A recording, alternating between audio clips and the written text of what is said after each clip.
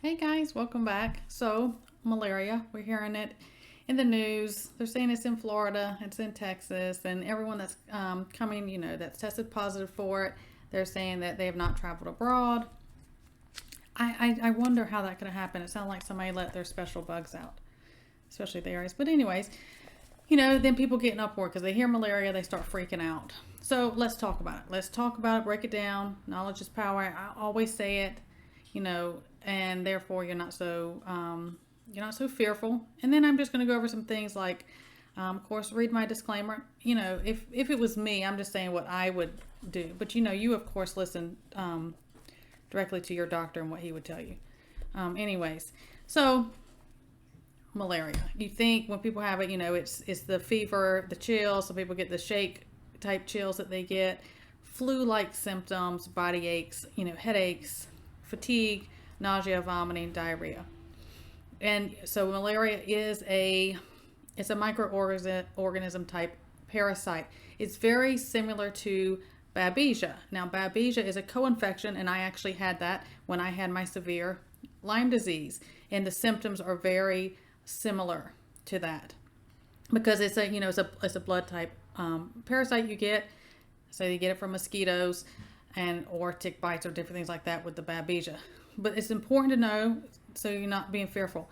Malaria is not contagious between individuals. So if someone has it in your family, say, they do not need to be quarantined. It is not viral or bacterial. It is not spread that way. Okay, so let that fear just go ahead and squash that because that is not a concern.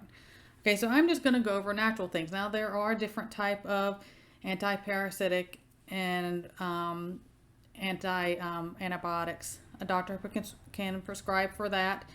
Some people have those in those Jace kits. If you have that, you can do that. You do what is best for you. I'm just going to talk about the natural side of things. Maybe you can't get medical attention, or this is just the route you would choose to go. So a big one is wormwood. I've talked about that one many times. You can get it in many different forms, but wormwood will treat malaria the same way it will like Lyme disease and different type of parasites that I have talked about in the past.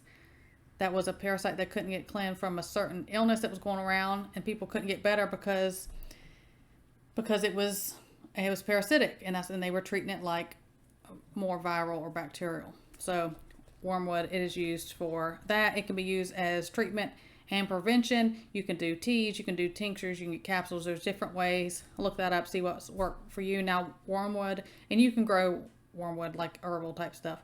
The big thing with that is you cannot take wormwood for a long period of time. Absolutely max 4 weeks. Myself, I'm more sensitive. I would not take it for 4 weeks. And you have to have a time off of that. And if you're better, you don't need it again before. And if you still aren't, you have to take time off from that. You cannot take it for a long period of time. Wormwood also, if you are pregnant or breastfeeding, do not take that. And also if somebody is like severely allergic to daisies, the daisy families, you don't want to take that either. Okay. So another one is turkey tail mushroom. I've talked about that. That's one I think should have. It has a lot of, if you're allergic to mushrooms, but usually that is so well tolerated by everyone. There's different ways you can get that in tinctures. You can get it in capsules. You can, if you exactly 100% know what it is, you want to forage it, that's on you. Do that properly because there's a certain technique of breaking that down to make it ingestible properly, or it can cause some GI issues. But that turkey tail does treat the many different resistant type strains of malaria also. So look into that. Another big one, I didn't bring my generator in here, is colloidal silver, especially if you can get that on board right away before something takes hold. You can do that. I have a generator. I'm not affiliated. I will put the link down that I did a video on that. And that these are routes. These are things I would use. This is just me, but that's one that you can take.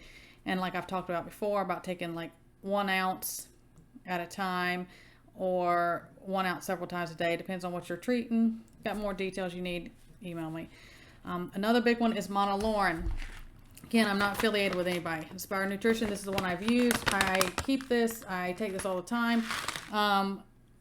It's just little capsule things. You just swallow them down. It has a little blue scoop in there you take. I use that when I trust them. That is what I use to treat my Lyme disease and my co-infection, one of them being babesia, which babesia and malaria are very, very similar in the way that you treat them and the symptoms and things like that. So that is an absolute, because that will treat like microbial things, microparasites, that'll treat all that, and in the blood and everything, in the gut, everything. Now, so there was some things that were no-nos during a certain illness. Put everything down here for you. That is a big no-no right now. Those two things that were used during that other illness work well for that also. Again, because it's a parasite, and you have to treat a parasite. You cannot treat a parasitic infection like a viral or bacterial infection. Okay, so those two that I'm not going to get into, because you know why. Always check my descriptions, because I'll put more things down there. Another thing you want to do if you have malaria, somebody has anything, is cinnamon, real cinnamon. You want to make sure you get that. And the little mixtures I talk about doing is cinnamon and honey, and you can do it infused that way, or you can do it like a drink. I've talked about doing those before. And I call them hot toddies, but they're not. That's just what my family calls them. And it's the apple cider vinegar, and it's like a coffee cup size of warm water. And you do apple cider vinegar, lemon, cinnamon, cayenne pepper, and then you put the honey in after it's, you don't want to do it when it's really hot. It'll kill off that. And you drink that a couple times a day. But cinnamon, however you got to get that in, it works very well for treating that. Same as the turmeric, because that's going to help the inflammation it causes. The inflammation is what's going to cause the pain and aches and everything that it can bring. And often when we get fevers, that fever is going to bring on the inflammation. It makes you feel awful. And so apple cider vinegar, again, that's a double thing with that. It'll help with the fevery stuff and the gut things that can come with the symptoms that come with malaria. So get that in. I talk about having apple cider vinegar every day. Absolutely has to be diluted. You cannot take it straight. It will end up causing many problems with your stomach, ulcers and things. It just is too harsh. You have to dilute it in water. You're not doing yourself any favors to get it down that way. Another one that works very well they use is ginger. If you can tolerate, I just happen to be allergic to ginger, but I just can't tolerate it at all. But it's another one that works very well for helping with malaria. So again, I just want to go over these couple things. I will list these in the descriptions below. And I had some emails saying, oh my, I live in this area. I'm getting kind of worried. Let's be aware of things and be cautious. Have knowledge. Say, hey, if something goes on, or we were just out and I was tore up mosquitoes. I'm in an area that they were saying it was. Just do precautionary things. Just take them. Just take some different things. And watch it and know that you don't have to be fearful. Are there complications with anything? Of course there can be. There are people who have complications from the flu or untreated, it's just the way everybody's body is different. But don't be fearful, and have these natural things and, on hand, because I am all about preventive care. And it's a lot of things, if you can get some of these things in, if you can go ahead and get them in, it'll prevent things from taking hold, and then you're not going to have a big issue. It's not going to be this long drawn out symptoms that you have of an illness.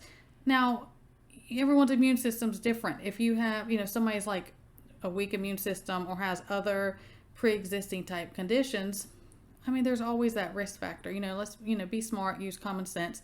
And of course, if there's anything that your prescription medicines you're on, check with your doctor first. Be safe, use common sense. But it's something I want to share with you to help, if you're kind of getting a little worked up because you're hearing things and maybe you're in those areas, to kind of ease that. Don't, that's what they bank on with so many of these things, is inflicting fear, which causes that overwhelming and that confusion. It just snowballs. So don't allow that. So something I want to share with you guys. I hope it helps. Everyone stay well, God bless, and I will see you next time.